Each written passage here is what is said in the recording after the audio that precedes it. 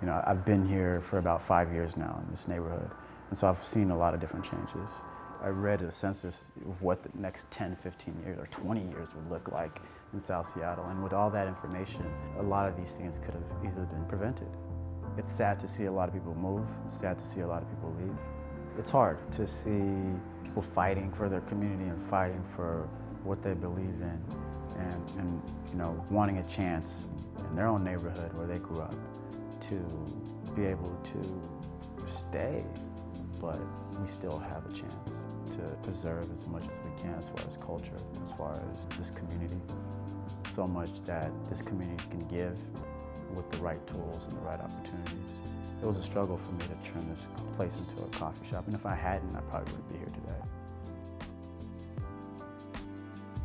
My name is Dubie. I am owner and operator of Café, Avole, which is here in South Seattle. A lot of families that were immigrants, Ethiopian, Eritrean, Somalian, lived in a lot of Seattle housing. I felt like, you know, we were sort of an outcast, but it was just until the point where, you know, people got to know or got to experience, I guess, who we are. Now, my mom was 22 when she came. She fled Ethiopia when she was really young. She left and she was living in Sudan for a number of years. And so some of her friends that came to the States, one of them was living in Seattle. And they're like, yo, you should come to Seattle. Seattle's a great, amazing place. And this was like early 90s, right? And they moved and they came to Seattle. So she's such an amazing person. She's a single mother. It's just like watching her, you know, raise 2 boys and helping her family back home. And I didn't know, I was a little kid. I didn't know what it meant to give until I saw it and how much she can provide for them. And her being the only person out of her family to make it to America. And so I watched her do that.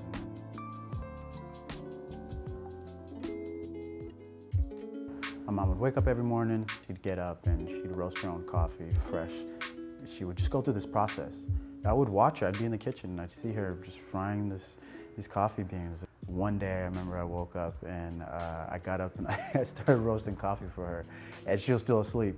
And she woke up because the fire alarm just started going off. It's just, she gets up and here's me standing on a little stool, roasting some coffee, and there's just smoke everywhere.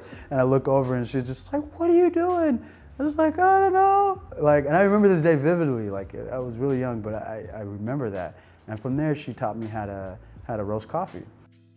Here we are years later, and you know, just the idea of jumping into the coffee world was like almost inevitable. I was really ambitious. I really wanted to open up a coffee shop, and I never thought it'd happen in South Seattle, really. I took over the Mini Mart, and shortly, I think it was about 3 years later, in 2015, we launched Indiegogo, sort of like Kickstarter campaign, and that's where we raised some of the money to turn it into the coffee shop.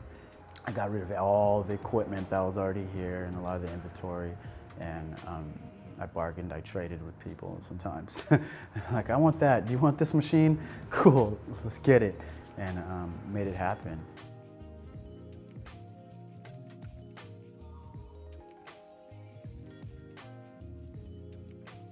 Up in Seattle, you know, you would see coffee shops everywhere, and it's pretty normal. You know, Ethiopian coffee culture being something that's been around for thousands of years, but I would never see really an Ethiopian coffee shop.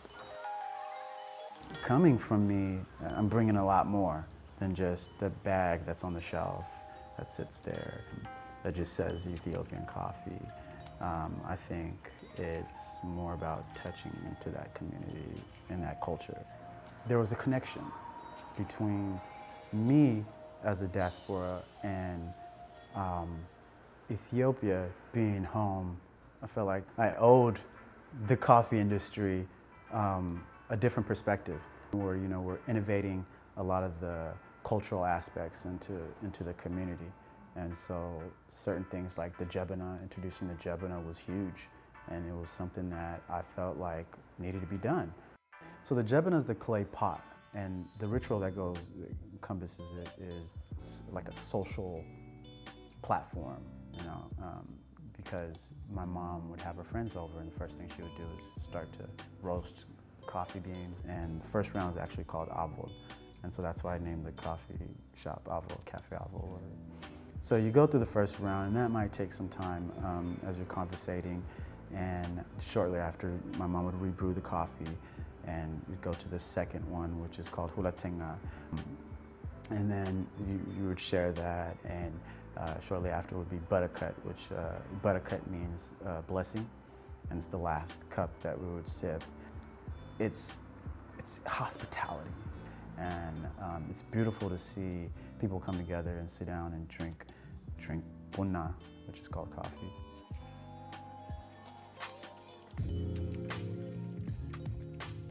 Growing up here in the inner city, you can easily fall victim to just whatever's around you. As a kid growing up, it was hard to really identify that. Where do I belong? Who am I? What am I? And that first trip that I went to Ethiopia really helped me define that. It's where I got a chance to go see my cousins and see, you know, just culture and see people that looked like me everywhere I went. When I came back, I complete 360. I was a new person. And it was just that dose of culture that, you know, sort of changed the rest of my life.